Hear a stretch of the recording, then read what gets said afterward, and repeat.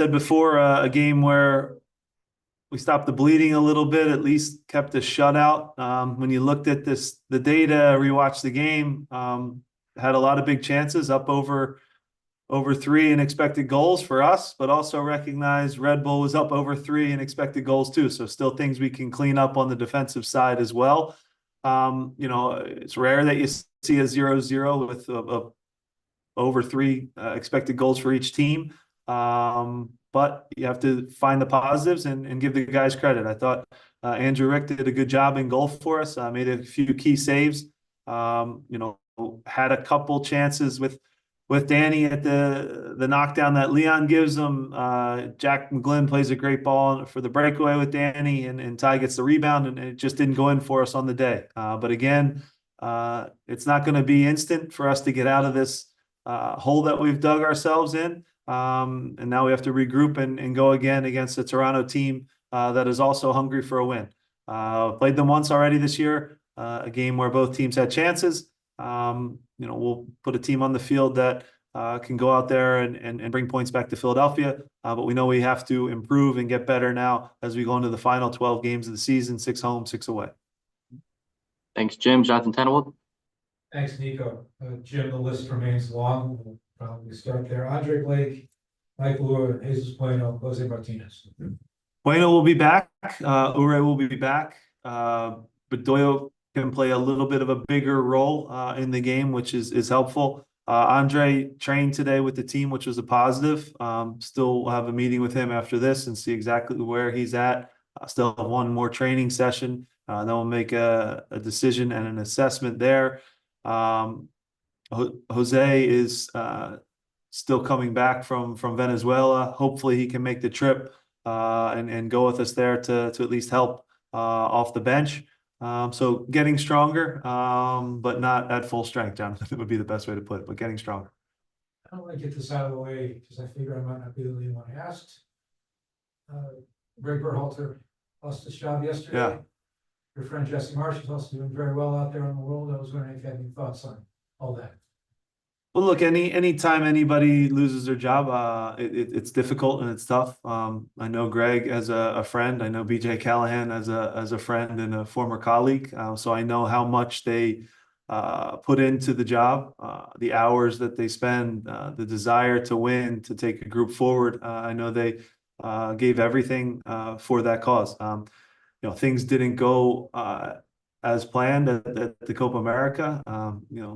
Very small things, like I always talk about, can become big things. I think the red card being the example of that, where it changes a lot for a team. The reality is they made a change. I don't know the ins and outs or the details behind the scenes that went on. It's a hard thing when there is a change.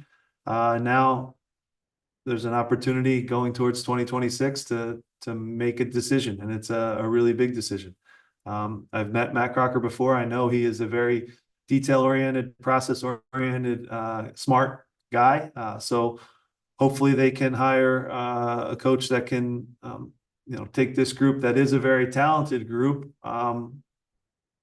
to the World Cup and do well, and then put on a team that performs really well and makes the country proud. So yeah, it's tough. Like I said, whenever anybody loses a job, of course now, yeah, Jesse's doing well with Canada. So there's always going to be comparisons, but that's the nature of our sport and how things go. So just feel bad for a colleague and a friend who I know wanted nothing but the best for the U.S.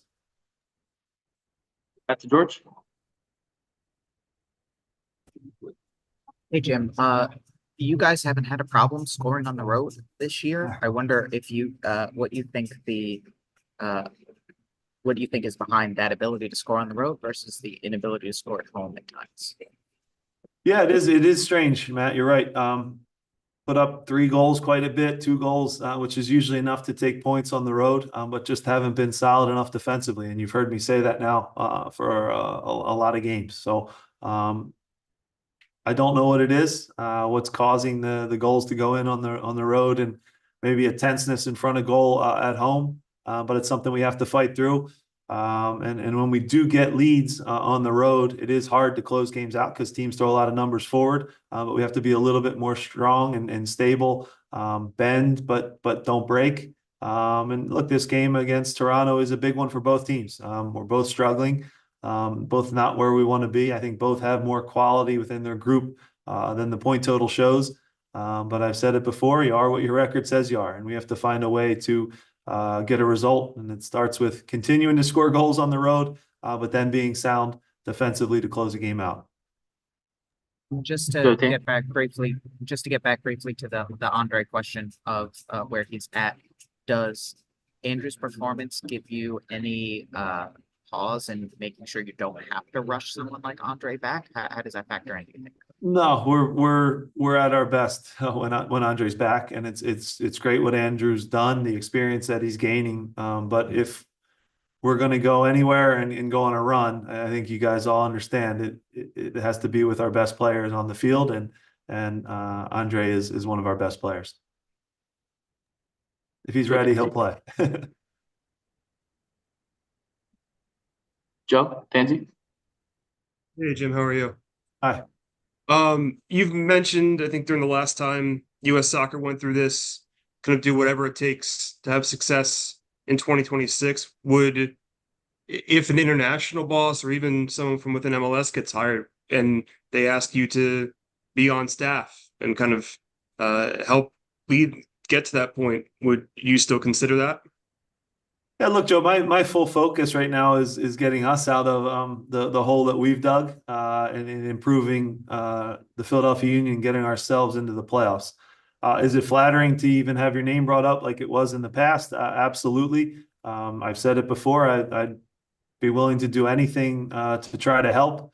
Timing is everything in life as well. I recognize that we're not in our best run of form now, so I understand how different things will get considered. I also recognize too that timing is everything as well with the stigma of the MLS coach. And I think that there are great coaches in MLS. There's great candidates that are in MLS.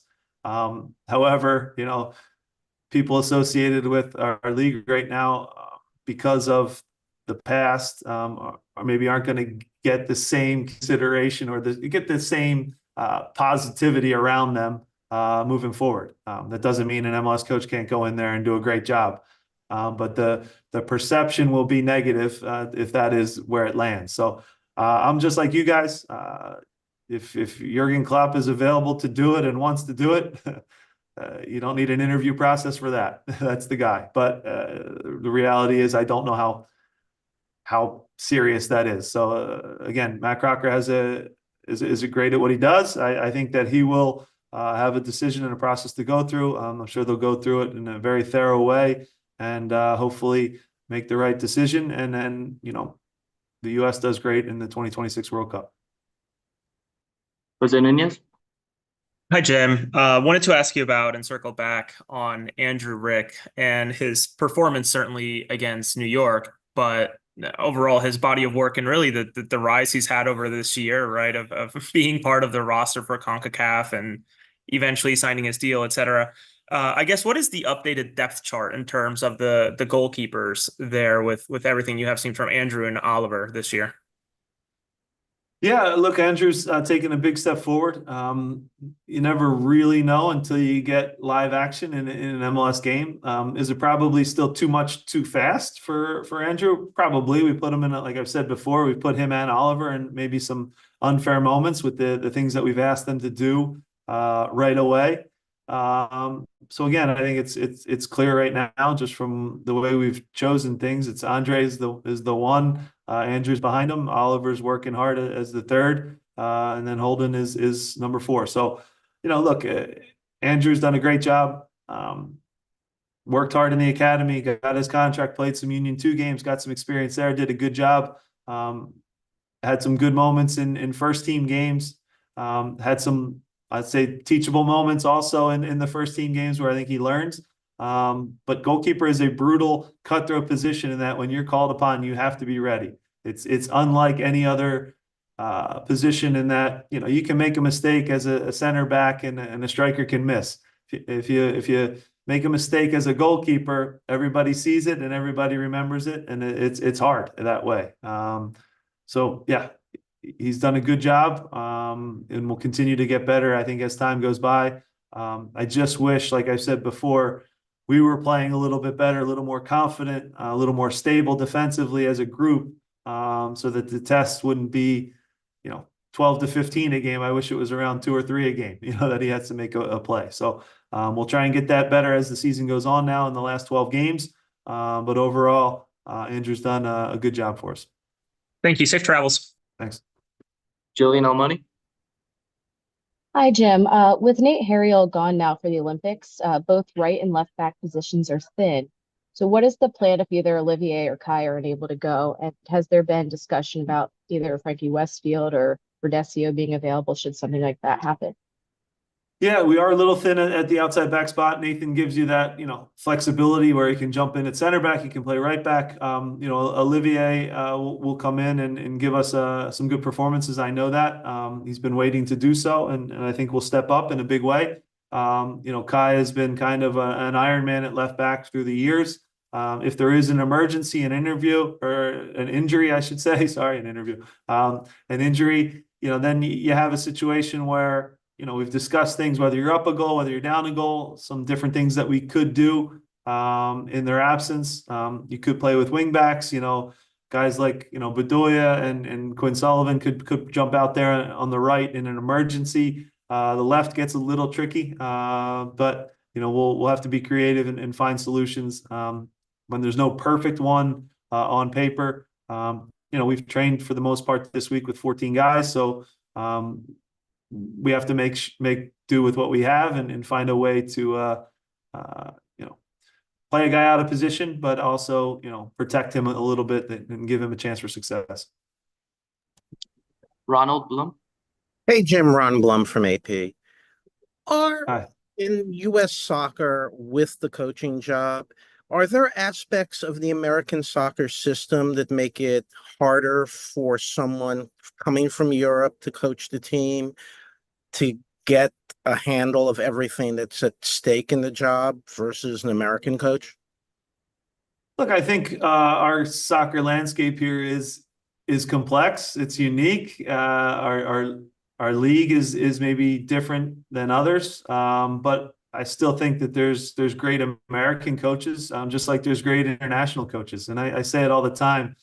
There's no such thing as too young or too old or too American or too international. There's only good and bad in soccer, and then all you can hope for is that they find the best possible coach to blend all the things that make our country unique and amazing, the diversity of it, the different styles of play that go on, how a club team in LA and Southern California plays comparative to a New York team or a Philadelphia team. So I think all those things can be a great thing. It's not an easy thing to just bring it all together. I do think we have to embrace what we're strong at, which is being willing to run, to compete, to fight, to embrace being a little bit of an underdog, because after all, soccer, it's been around for a while, and I've been, I'm sound like an old man now, but it still is a sport that isn't the number one sport here. And we're still fighting for growth, and you guys all play a role in that. And coaches and players are still fighting for that respect that we don't quite have yet in the United States. So it's a big hurdle to take. A lot of teams have a lot more history, and it's ingrained in them. And in some ways, I'm generalizing here, but it's the number one sport in the majority of these countries. When you watch the Copa America or the Euros, those kids are born, and that's what they want to do every day, all day. Where I grew up in an environment where I played basketball in basketball season, I played baseball, I played soccer, I ran track, I played American football, as a kid. So we aren't quite there yet of having it ingrained in kids. It's gotten far, far better. I think the coaching is improving. It still has a long way to go, but we're growing as a culture and as a nation. But we've been saying that for too long. You know what I mean? So here we are. My dad's generation said soccer's coming. I've said now soccer's coming. And now we're at a point where 2026, hopefully we can take a step further. Thank you. Final question will go to Jonathan. Thanks, Jimmy. You went with the 3-5-2 against New York. Yeah. You got a scoreless tie out of it. It hasn't always worked quite so well Yeah. over the years for this team. Is it just reps to get it to work better? Is it certainly some good luck? I'm sure. What was different this time?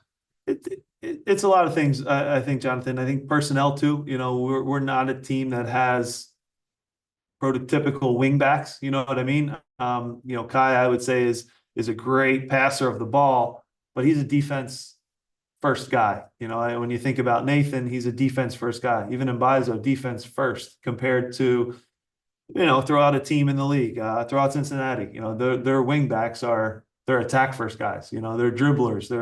So it's different. So sometimes the system and the personnel that you have affects things. Sometimes if you have injuries or if you're conceding a lot of goals, you try to shore things up with the group that you have. And I think the center backs did a decent job last game. Still can improve for sure. So again, it was a move to help and provide more stability. I still prefer to play 4 in the back. That's what I believe. I also prefer to play with 2 strikers at all times. And certain moments this year, we haven't had 2 strikers healthy and in their best form. So, you know, you have to adapt and adjust. I have to do a better job of that the rest of the way.